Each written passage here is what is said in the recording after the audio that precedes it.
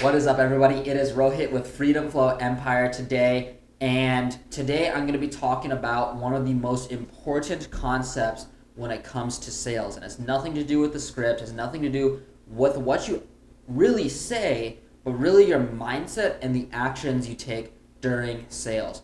I can promise you that by implementing this mindset shift, you will see a massive increase in your conversion rate, no matter what industry you're in, whether you're a CPA, a financial wealth manager, really any kind of salesperson. And that is when you shift from fighting with your clients to fighting for your clients. Now, before I get into it, if you're new to Freedom Flow Empire, this business is all about helping you increase your active income by leveraging a high value skill and then learning sales, and then also building a systematic business and passive investments from there, giving you ultimate freedom financially and to live whatever lifestyle you want. So if you vibe with that, hit the like button below so we can get it to more people like you, and then also subscribe and hit the notification bell if you're feeling dangerous. So with that being said, it's going to take me a few minutes to get through this, so if you'd rather watch some celebrity gossip, click off this video. It's not for you. And with that being said, I'm going to jump right into it. So, as I said before, one of the most important shifts you can make in your sales process is fighting for your clients and not against them. Full disclosure, I actually never heard it put so eloquently until yesterday when I was talking to some other sales reps that I know. And what I learned always before is that you are a leader. What does that mean? It means you want to help your prospect make the best possible decision for themselves. That is your only job on your sales call, right?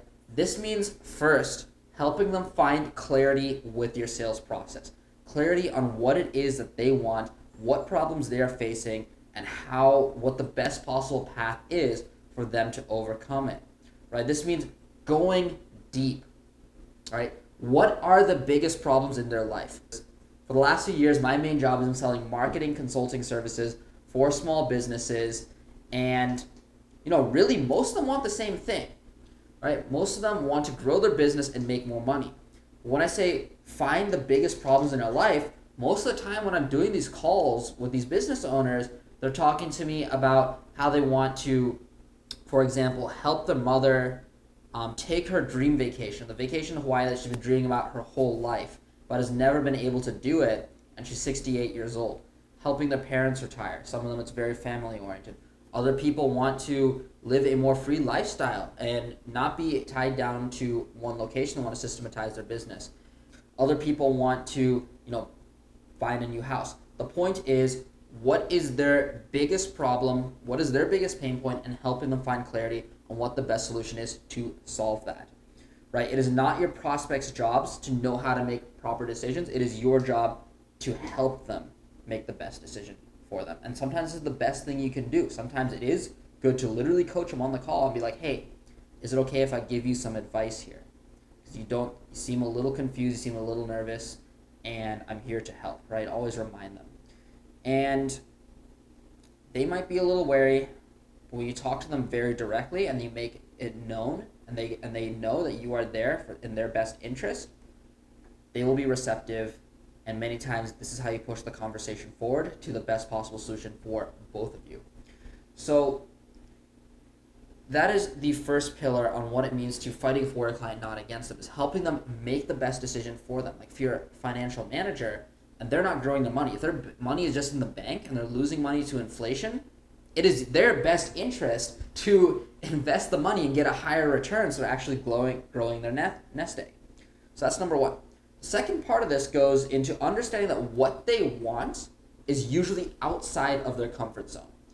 And they may actually fight you to stay within the comfort zone. This makes sense. If what they wanted was already in their comfort zone, they'd already have what they wanted.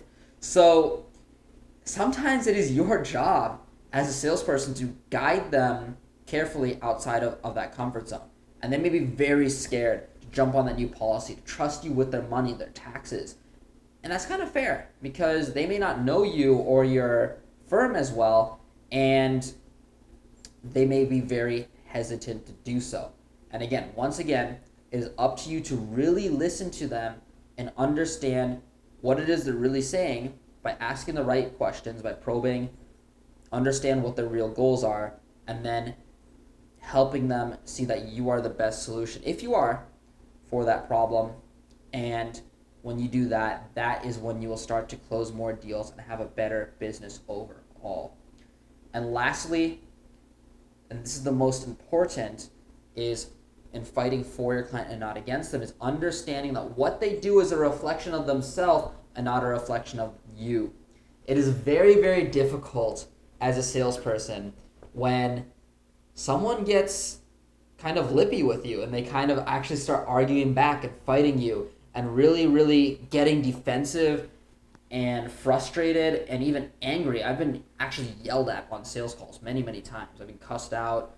I've had people, say horrible things about me and make implications about how I was raised, etc. So, it's important as a salesperson to understand that many times, as I mentioned, is you're pushing them outside of the comfort zone and they're fighting to stay in, and that you're actually unveiling big insecurities.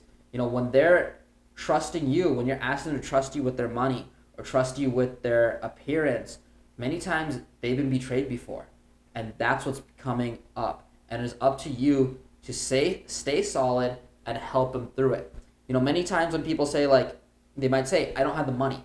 It's really, I don't trust you most of the time. And people argue. No, you do have the money. You absolutely can afford it. I can see you have an iPhone. You can afford this. And that's not the way to go, because that's not the real objection. The real objection is they don't trust you. So again, it is once, and you're fighting them, right? Because I don't have the money. Oh, you do. You can make it happen. You're fighting them instead of doing what is in their best interest. So that's really what's going on. What do you mean by that? Right? If you did have the money, what is your favorite thing about the service? And why is that important to you? And you start going into it, you start unearthing them, and they start to open up to you more. And that is the real way to handle those objections, to help them see that your path is better than the path they are currently on. So I hope this makes sense, because as I said, if this does make sense to you, and if you do implement this mindset shift, I can promise you will see an immediate increase in your closing rate, in your enrollment rate, and I am very, very excited to see that. So if you enjoyed this video, make sure to subscribe, hit the notification bell, and like it, so that I can continue releasing content, so you can continually increase your sales process, because I want you to have the business and the client base that you desire. And if you really want to join, check out our free Facebook group. It's called Freedom Flow Empire. Search it on Facebook, and we will see you in there. Till then, I'll see you next week.